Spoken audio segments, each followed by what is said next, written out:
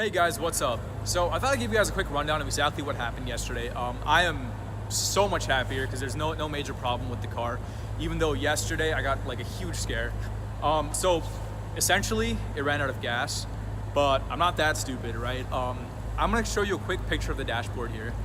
If you noticed on that picture, this is a picture I took right after I stopped, right? Like I wanted to secure my warranty with BMW and I wanted to show BMW that this is exactly what the car was telling me. This is exactly what the car looked like. If you notice, the car is indicating 31 miles of range and an eighth of a tank of gas left.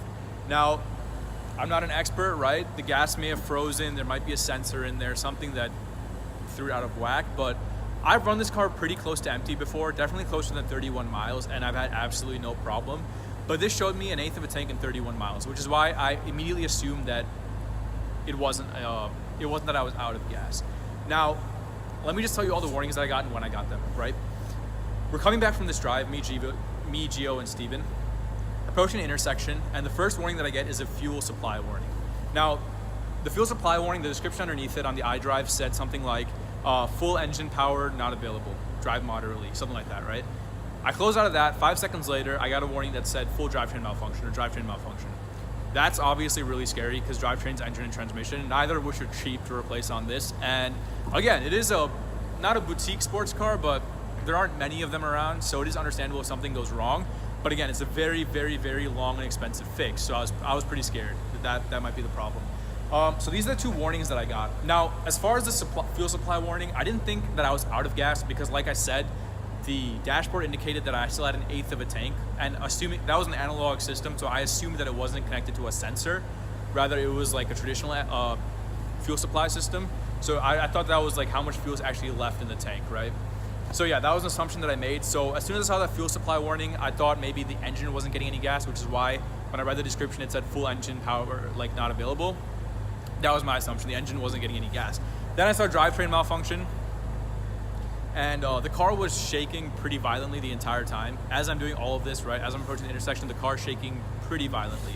First thing that I did was, as soon as I got that drivetrain malfunction, I shifted it out of neutral and out of gear and into neutral, and I coasted right up this intersection. And then I realized I'm doing 20 miles an hour. I'm not going to make it through, which is why I made that right, and I ended up where I did in yesterday's video. I ended up right on the side of the road, right after that intersection. So that's how I got there. Now, as I'm sitting on the side of the road, the car tries to turn over. Obviously, I try and restart it because it is a dual clutch. So I tried to just restart the car, see maybe it would stop and then start up again. Tried to turn over, but it couldn't. Did that I think once or twice. I didn't want to make any problems worse because clearly something was wrong. So I didn't try it. I didn't try to force it to do it too many times. So I immediately called the police, called Gio and Steven, told them to come back because they had gone straight through this intersection, not realizing why I had stopped or why I had taken that right. Their immediate assumption was that I was going back home. But yeah, as I'm sitting on the side of the road again, I keep getting random warnings. And if you saw that from yesterday's video, it was basically a string of uninterrupted warnings that were ranging all the way from like front camera to parking brake failure. Fast forward to this morning, which is when I went to pick up the car. I read online last night a lot. A lot of people said it could be running out of fuel. I didn't know that's a common problem, but that was my immediate assumption. So I went straight to my M service advisor, my M technician, and he told me that the key actually contained information saying that I was running on the final reserve for 3 miles, which is basically the reserve capacity. And the key had that information, but the car didn't tell me that because the car was still indicating 31 miles of range.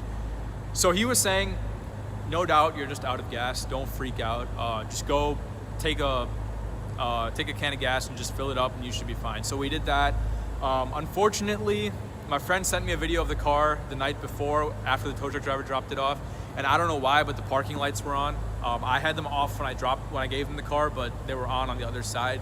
I don't know why, but that was that. So the battery went flat because it discharged all night. And yeah, we jumped the car, added gas in it, and I left it running all of yesterday. Now the car is perfectly fine.